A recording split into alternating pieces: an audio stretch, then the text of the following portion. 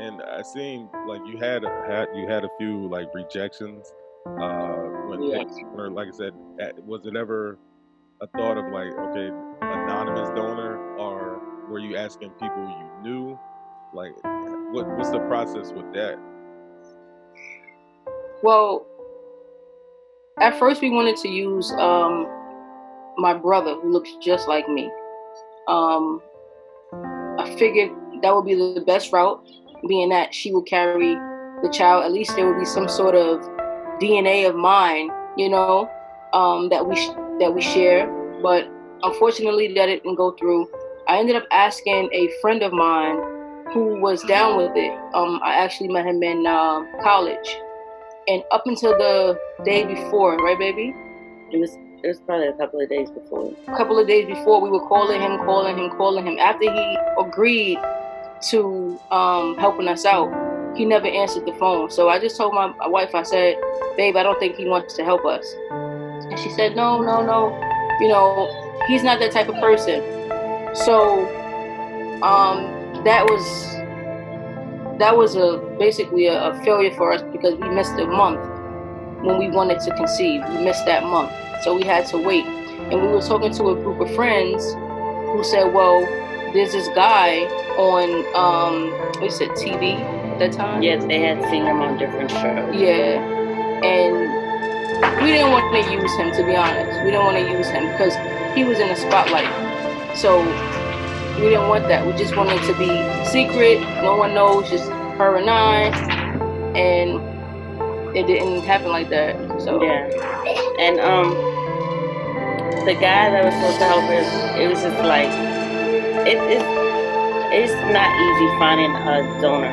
It's not easy finding a known donor. And one of the reasons why we wanted a known donor is because it's a lot of health issues that people have.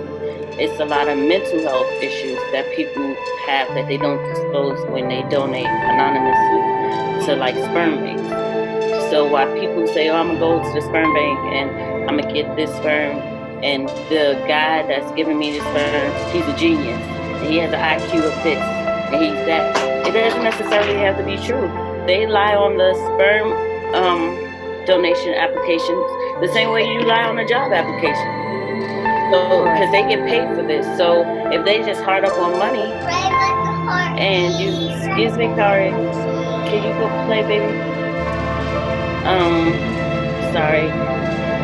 If you're getting paid for this and you hard up on money and you know that you have some things, some issues that's wrong with you, you're not gonna go in there and admit to these people, okay, I know that I'm schizophrenic and I hear voices in my head. You're just gonna say, oh no, everything's healthy and my background is this and my IQ is this, and they don't test it, so how would they know? So that's one of the things that we were afraid of, and just not knowing what to tell our child. At the end of the day, when she says, well, who is my other half? We can't tell you because it's anonymous. We don't know which way to point you and what direction to tell you. We can only tell you what this sheet of paper says. So it was important for us to actually meet the person, speak to the person, see that the person is capable of holding a conversation,